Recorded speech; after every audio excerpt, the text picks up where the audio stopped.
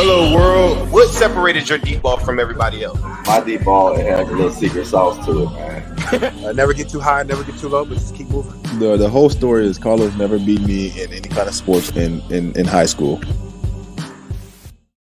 Welcome to the Orange is the New Black podcast. I'm your host, Ace Boogie, joined by my co-host, Zim. Zim, say what's up. Hello, world. How's everybody doing this evening? Happy Memorial Day. We got a special treat for you guys just because we know that Bengals fans are the most special fans on earth. I got none other than my bro, Renell Wren, checking in, defensive line, Bengals. Talk to the people about what's going on with you, sir. Man, everything's been going good. Just blessed to see each and every day. Just get up and going out there and grind and doing what I love, and just showing the Bengals fans in the near future, which is this upcoming season, of what everything we have in store. We picked up a lot more tools on offense and defensive side of the ball, and we're just getting after it. I'm glad you even said that, because sometimes we'll talk to people and they'll be like, I don't know who they got. So it's very clear that you've been watching what the Bengals have done this offseason. And you seem like, just by you saying that, like, you like some of the stuff that they've done. Is there any players that just stick out to you just based off of you just saying that you're looking forward to playing with? Man, just the fact that I don't want to point no fingers at who's doing more and who's doing less. Is just the fact that that everybody that's been drafted under Zach Taylor for this year's draft, just being able to trust the rookies coming from college to the NFL, even though things can be more faster, quicker off the ball, and more, higher level of IQ and everything. We drafted you for a reason, and it's to contribute into, the Bengals offensive line or defensive line and so forth. So I'm ready to get after it. I'm excited for, the rookies that came in and doing their work and taking the constructive criticism, and it's all going to put into forth and all going to put into work when it comes down to it in August. No, facts. So we kind of talked about the new additions with the rookies. There was a new addition on the coaching staff. The defensive line coach, Marlon Hobby. What was just your take, or what has been your take on Marlon Hobby as a coach? Man, Coach Hobby is a great coach. Fundamentally sound. It's a few new techniques that we've been doing per to our last defensive line coach, but everything that he's been put in the midst and everything, we've been adapting to it and just getting after it. You just got to be able to get out of your comfort zone and just saying, well, I'll do this and do that. No, it's either their way or you can find yourself doing something somewhere else. And, everybody got a job there to do. So it's been great so far. That's kind of crazy, because I don't think an average fan thinks that y'all probably would even get into technique and stuff that early. Like, how soon, I guess, after it was hired, what do y'all like, get technique stuff from the Zoom, or are you just talking about from the very first days of OTAs just now? We do it from both, really, and you really just got to perfect on your craft every single day. During the off season, take a little bit, here and there off, but it's all grind mode at the end. At the end of the day, we have 4 months completely off without reaching our teams and so forth, and it's all about discipline, training yourself, and learning new techniques, and just doing a little fundamental work that'll get your mind and body right and everything, because all that stuff puts into play when you come back to the organization and do, off-season training activities and training camp and so forth. That off-season stuff puts into play for sure. In the off-season, I seen a video of Myles Garrett dunking. I don't know if you seen that the other day. Myles Garrett was going to the paint and dunking. Mm-hmm. People don't know you were a center at one point. That's what I'm saying. You played basketball pretty damn good. That's what I'm saying. Yeah. Do you play basketball now in the off season? And what you say in the Myles Garrett thing, how do you feel about just going one-on-one, just a little pickup basketball right now? I wouldn't mind doing that at all. You just got to really put into play that, we can't do everything that, normal people do outside of what we got going on. Because, if you hit a little ankle sprain, or if you do this and do that, something can happen. You just never know if I want to get on a motorcycle, or if I want to go, skydiving, or get on the jet skis and everything. I had to put into thought that, I have a job coming forth, and I just have to be serious about it. And I just got to think twice about some things. But, basketball is good cardio, good conditioning, and so forth. I used to love basketball back in high school, but I remember my coach telling me, saying you can't play both football and basketball. You got to do one or the other. So me playing center, I couldn't dribble to save my life, but just dunk on everybody. I'm like, yeah, let me put some more of my effort into football, and this is where God has me. So I'm very blessed for this. No, definitely a blessing. And you kind of talked about basketball being your first love growing up. I'm just curious, like, what's the highest amount of points that you scored in a single basketball game? If I would think about it, I ain't gonna lie or none. I think at least 20, 25 points. Okay. Somewhere. So you was getting them like diesel in the paint then. That's what I'm saying. That's what I was sir. looking for, to be honest, just backing people down. And just a lot of people were saying, like, man, you got that little football strength that you're playing basketball. I'm like, man, come on now. It just made perfect sense. Made sense. Right. I about to say, I think a lot of people want to see Garrett versus you on the basketball court, or it was just big guys going at it, man. I just think that would be something crazy. Like, do you do any other off-season stuff that maybe the average fan doesn't know? Because a lot of times, I think from a player standpoint, it's not like you want to show, but so much. Mm-hmm. And I don't know how you feel about it, but like, is there something that you ever feel like, man, like I wouldn't mind showing people my strength? Man, to be honest, I'm very competitive in the weight room. Other than that, the basketball and all that stuff, I just put that to the side, and I just really take like ownership in my body and everything, and just had to. Well, I was telling Ace, I just had to think twice before I do something and everything. But really, this offseason, I really haven't done anything except for just training and rehabilitation. Stuff like that, and just been taking it day by day, and been feeling stronger, been feeling real better, mentally, physically, emotionally, and all that stuff. So we're heading towards the right path. No, that's fact. So taking it back, you talked about Zach Taylor's draft class. You were part of the first Zach Taylor draft class. Right. Taking it back to your draft day, what was that experience like for you? Man, taking it back to the draft day back in 2019, man, it was just a little kid's dream, just waiting for their name to be called, on being broadcast, to thousands of people just watching, the draft and all that stuff. It was a blessing to get drafted, and just that heartfelt moment. My heart was pumping. I was ready. I was excited, and I was telling them, man, fly me out tomorrow. I'm ready to go and everything. But, it was a certain, guideline we have to follow. But it was good. It was great, man. I know everybody that gets drafted is very excited, and to people that don't get drafted, there's still opportunity. There's always an underdog phase that we all had to go through, just about how you obtain it and just pursue through it. When you got drafted from Arizona State, right, and then you went in the 4th round, what was the buzz like, I guess, around that time? I know you said you were excited, ready to get into it. Do you feel like I can't imagine like the stress or whatever, like just right. You don't know where you're going to get picked. Do you feel like you came off the board like where you thought it was, or was it like a tense moment where you were just like it caught you off surprise? Man, so the process of doing that stuff, I had the Reese's Senior Bowl, the early of January of 2019, the Reese's Senior Bowl. I had the combine, the pro day, and I had meetings with coaches I had to fly out to. Coaches came to Arizona State to, put me to the test with what they got going on, had to do bag drills and all that stuff. And man, it was just a lot. And I was predicted to go between 3rd and 4th round anyway. But the time when I got drafted, there was a lot of defensive lineman prospects anyway, like Quentin Williams and Christian Wilkins and Nick Bosa and them. It was a lot of D-linemen that came out. So I was very fortunate that I was, got selected in the 4th round. Did you know the Bengals had you on the radar, or did that catch you off guard? I know the Senior Bowl probably played a big part in it. That definitely did catch me off guard. I only interviewed with them once. I was talking to Coach Ethan, the defensive line coach, at the combine. Had a little 5-minute talk, but after that, I never heard from the Bengals after that.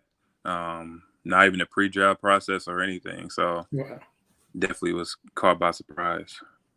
Definitely. So you kind of talked about going through the draft and all of that. sometimes when players get to the league, they like to get a gift for their mom or their parents for saying thank you for helping you get to that stage. You ended up getting your mom an XT5. Can you just explain what kind of happiness and how that moment was when you were able to do something nice like that for your mom? Man, it was a great blessing. It's just the fact of, my mom and dad sacrificed a lot for me, growing up and all that. A lot of money has been distinguished between them for me to go to school and go to all these little combines during high school and all that, driving hours to, my AAU, basketball journeys and all that, and just football in general. And at the time, my mom also needed a car too. So I was like, man, what a great thing to be able to, be financially stable and also take care of your parents too. And it was good to treat her with the car that she wanted. And man, it's just so much more of excitement to come, just being able to give back. I mean, like, all right, you talking about your mom, which is so awesome because we on a holiday or whatever. Did you do anything with your family today? Or is it, was it just more like a chill day or whatever? For me, I just finished eating with my fam not too long ago. I know Ace was with his fam earlier today. Like, no, I called them. I FaceTimed them. I'm actually in Ohio, so a nice amount of people from our team traveled back to their families and back to their hometowns and everything. I just stayed up here just to relax and recover and just keeping my head high and staying focused and all that. We want to tell Mama Wren, happy Memorial Day. We want to give a shout out to your fam too for making sure that you stay humble as you are and being like cool as hell, bro. Like, I really appreciate that. Nah, facts. And also, we got to congratulate you on your engagement. And I got to ask you, I'm going to put you on the spot. What's harder? Because I'm married, Zim's married. He's about to get married here in October. So he's going through the same thing. What's harder, planning a wedding or tackling Lamar Jackson? That's a good question. Planning the wedding. I'm with you, bro. Yes, sir. Planning the wedding, man. It's stressful. I'm like, man, we just getting to the names. I'm already ready to give it to my mom and say, hey, Mom, just take care of this for me, It's just my phase of just being lackadaisical at times and everything. But yeah, planning the wedding is a lot, and definitely it's gonna be a lot more towards when we come during the season and the wedding player has to ask me, my fiance, questions and all that. I'm gonna be in practice, tired, coming out the games and all that. I'm like, but everything's gonna work out. Definitely, it always does, man. Sometimes that invite list can be like those training camp cuts. Some people got to get cut. Yes, you ain't lying, man.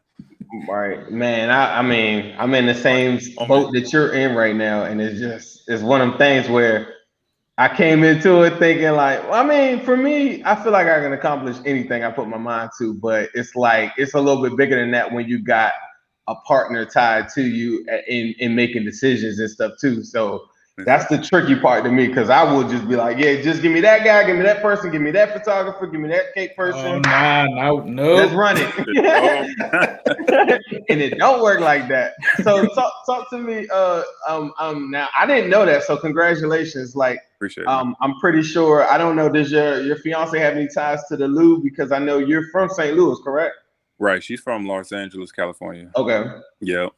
Okay, but in St. Louis, did that have anything to do with your upbringing or how you got to this part right now? Talk to us about St. Louis a little bit. Like, what was that like for you? Man, St. Louis, been, born and raised from there.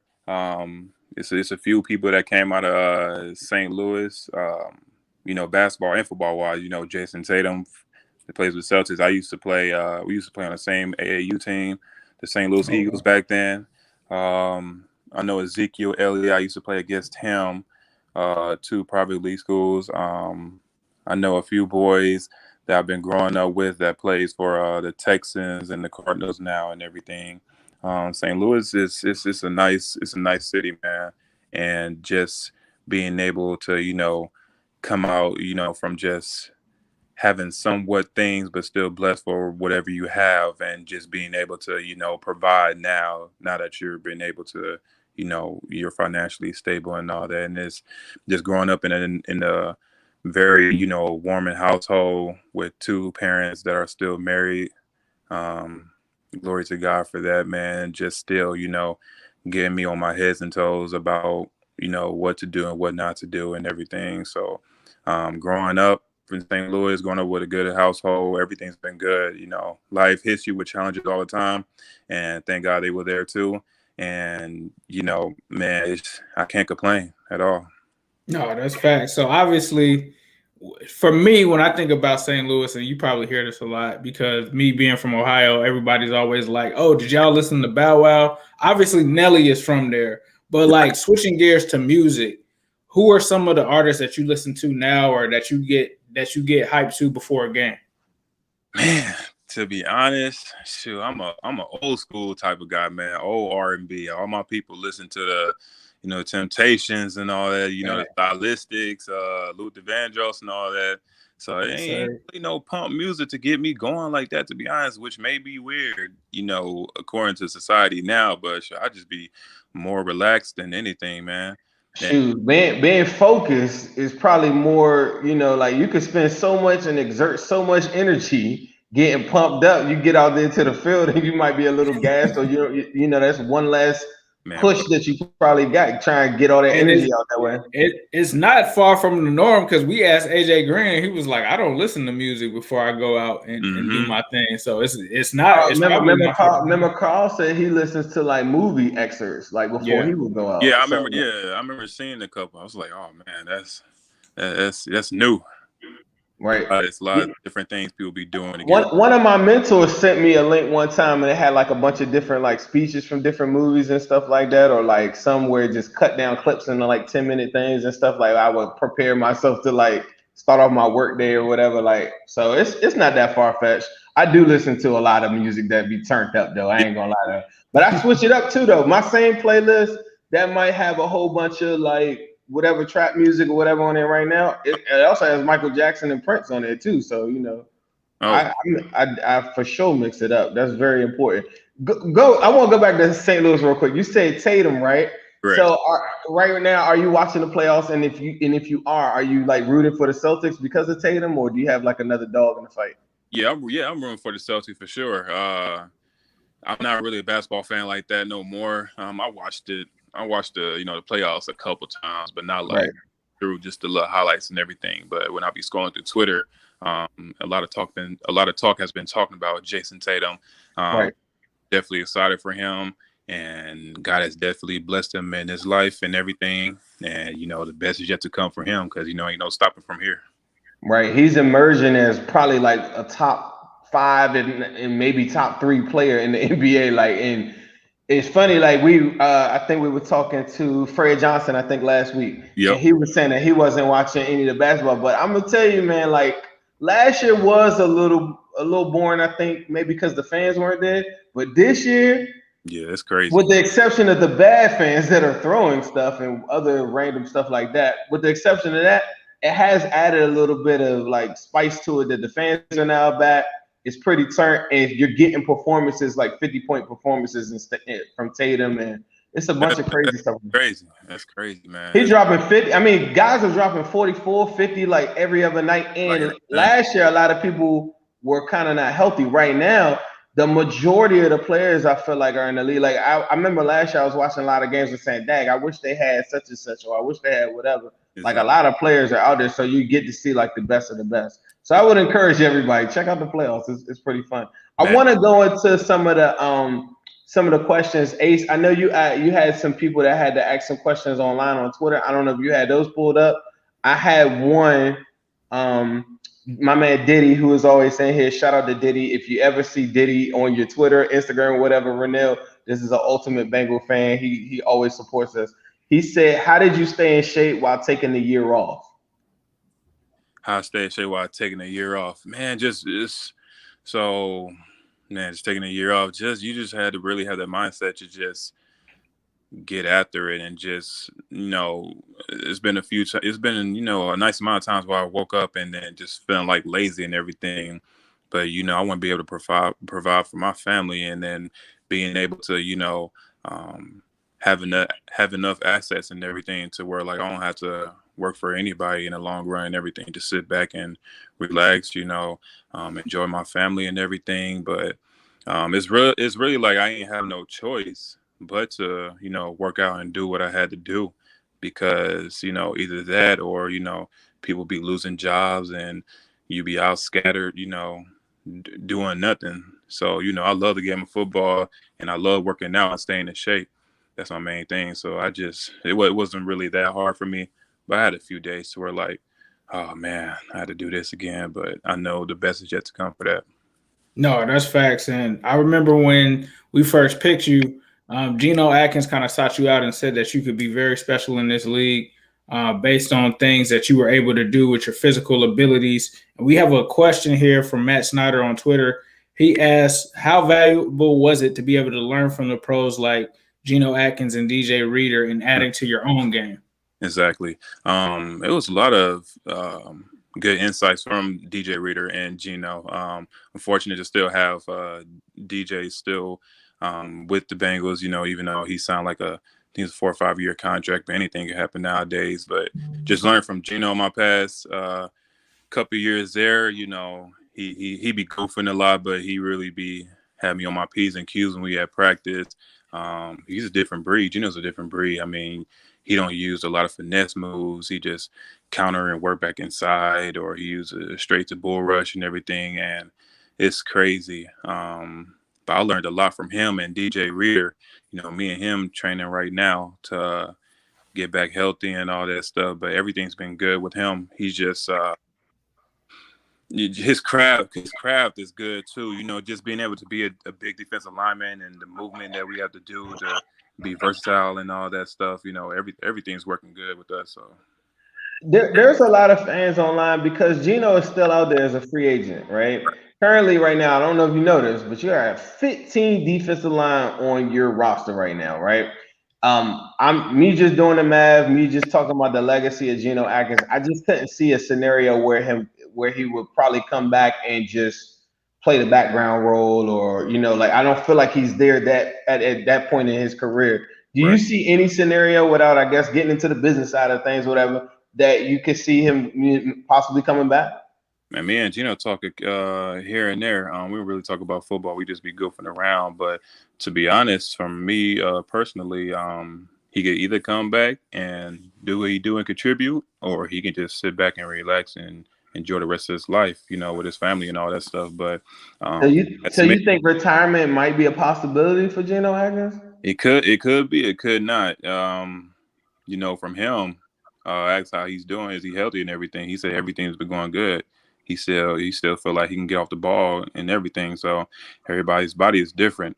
If it was personally thinking how many more years he would have on this play, I'll say like 2 or 3, personally, from my opinion. But you just never know.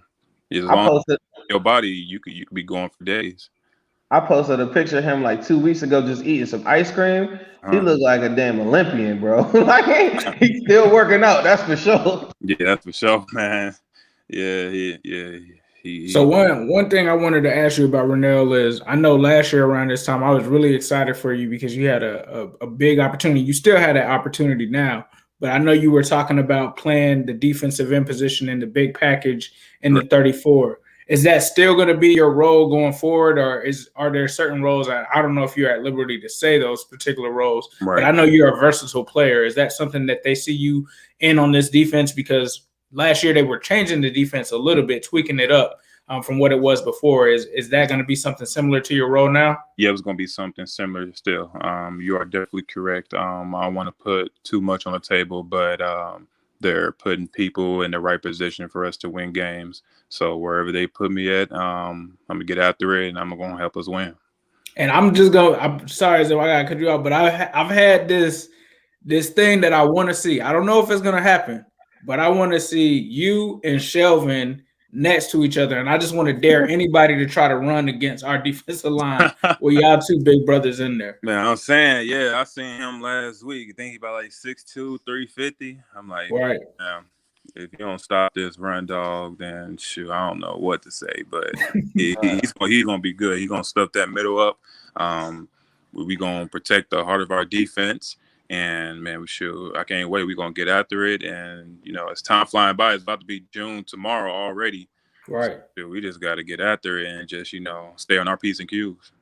Right. And I don't want to make this about like other players, but so much. But I think by you just saying that you're working out with DJ Reader right now, can you give us like an update on how's he looking, and then secondly or whatever, what does he bring to the team that people probably just did? We got a small sample size of it, and people that go back and watch games we're like, yeah, that's a big difference maker. Exactly. Can you speak to some of that, please?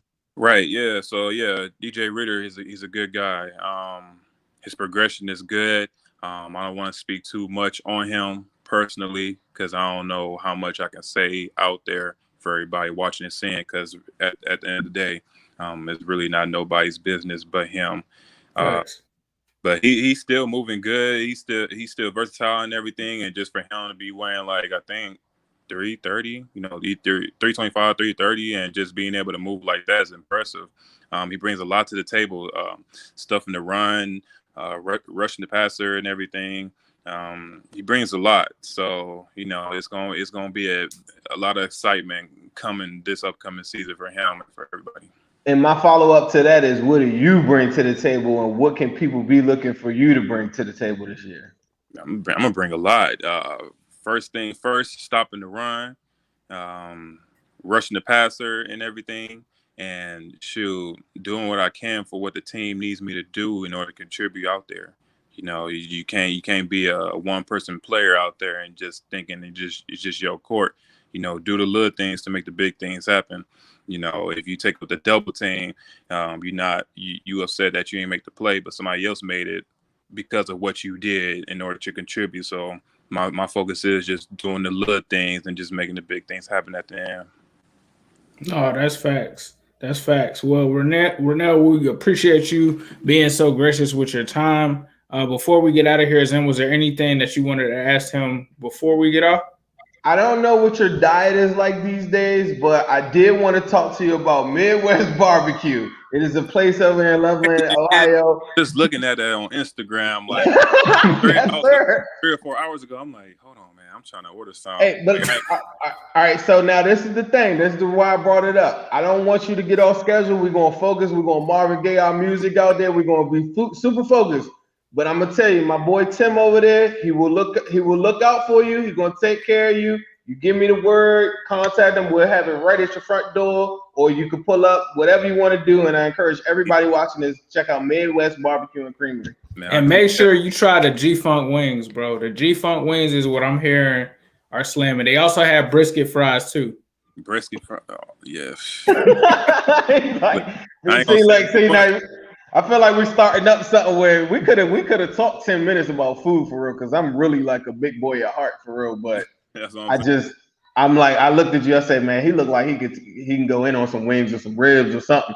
So when we get to that point, and whatever you give me the word or whatever, I'm gonna shoot you over the address. And like I said, it's real good people, good family business, and that's the reason I want to mention it to you. Okay, cool. That sounds good, man. Definitely. Yes, sir.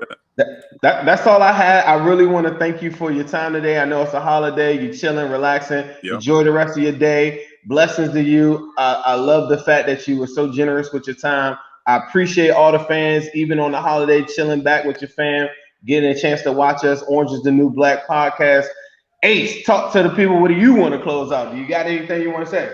I just want to thank you guys for supporting the podcast. Be sure to definitely get you some of those G-Funk wings for sure. And of course, we'll end the show with a yes.